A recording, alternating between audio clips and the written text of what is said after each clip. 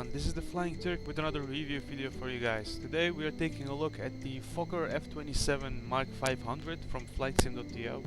This is a freeware aircraft which you can download if you're on PC, put in your community folder and you can enjoy this plane. Guys, this is a very good plane. Like, fun factor is very high with this one.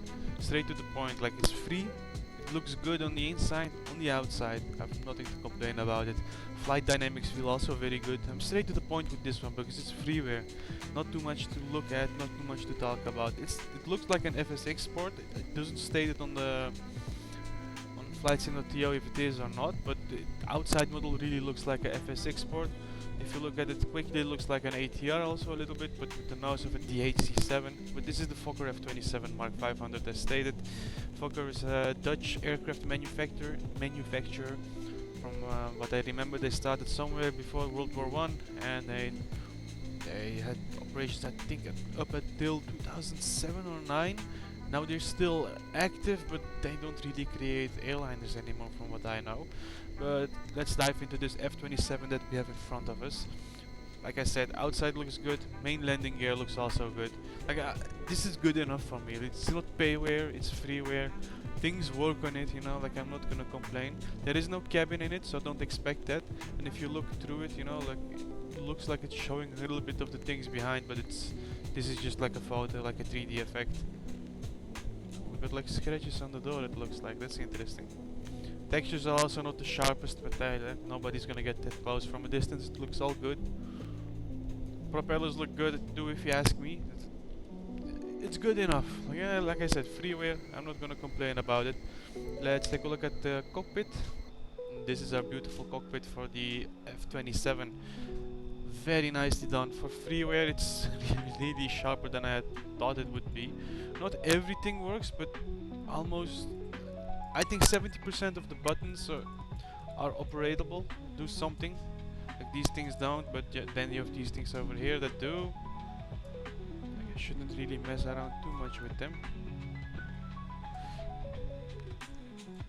We have also these lights which you can mess with.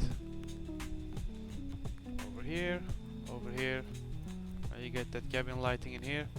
There should be one or two more, but I am not remembering where those buttons were. Ah, there it is. Let me take a quick look. And there should be one over here as well. There we go. Now it's in night mode, like I like to call it. And let's make it nighttime for you as well, so you can see how that looks. And this would be night lighting in this plane. Looks very atmospheric. I really love this old school effect. And this is nothing new, my friends. Like, these older planes tended to have these red lights in it, but it makes it look like a warplane or like a submarine, you know. I really like it. My personal preference. But anyways, let's make it 439 again. Should be good.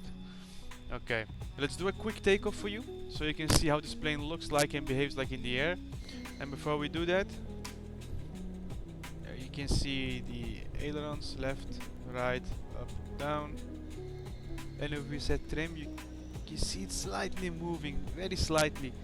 And let's do full flaps as well. Whoops.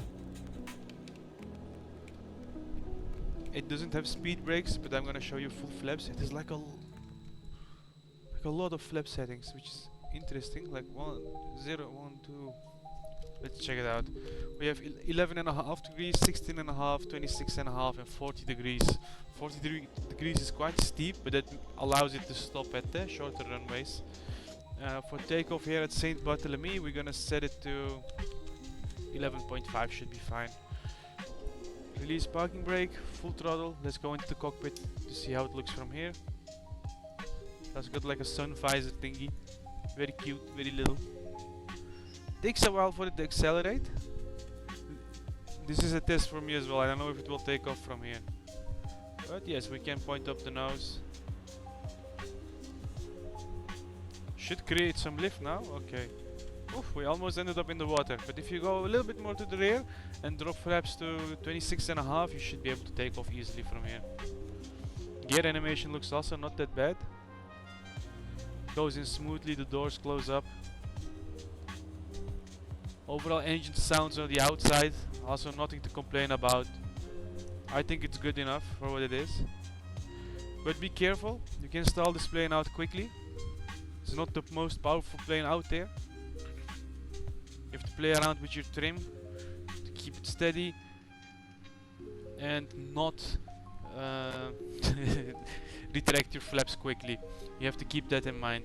But guys, to be honest, like for freeware, this is getting insane. Like the level of quality, level of detail in this plane, I have nothing to complain about this. It's a very good freeware, something that I would definitely rock around sometimes. But this is more of the plane that I would like to do manual flights in.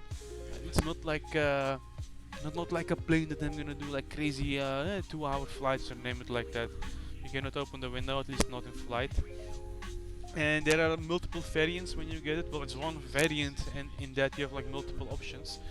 The idea is that you have this one. This is the 1968 version with like the base cockpit, nothing too shabby, nothing too special. There is also one with the GNS 530, if I say it correctly. Those are not the types of autopilot systems I generally use in the sim. I'm more like a Boeing pilot, Airbus pilot, so if FMC is totally different. But yeah, we have some options there with different types of navigation, depending on what you're used to. Be careful though, it banks very fast to the left and to the right. But regarding up and down, it's very nice and stable. Okay, we're banking a bit too steep, but we're gonna try to re-land at St. Bartholomew. Let's see if we can do it with this plane. I've put that flaps to max, I've reduced throttle all the way. This is like a better DHC7, guys, I'm gonna be honest. There is this DHC7 for the sim, it's like meh. This is a better option. If you're into like stall planes and you know, you want that type of experience, but you want like a bigger one to like passenger ups. Oh, that was a very bad landing. This is a better one. It's free, it costs you nothing, and it's a lot of fun. And it looks very good in the cockpit as well. Like yeah, you get some textures that are meh, you know, like could be better. They could just as well copy this part and put it over here, but I'm not gonna complain about it. It works, it gets the job done.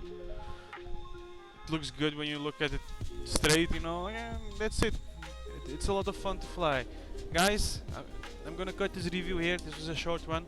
Flightsim.to, download it for free. Look at that nose wheel turning as well, very nice. I put a link in the description for you guys. If you're new to the channel, make sure to like, comment and subscribe to support me on this YouTube journey. And besides that, I wish you all safe, whoa, I couldn't come out of my words. I wish you safe flights and happy landings. See you guys in the next one, bye bye.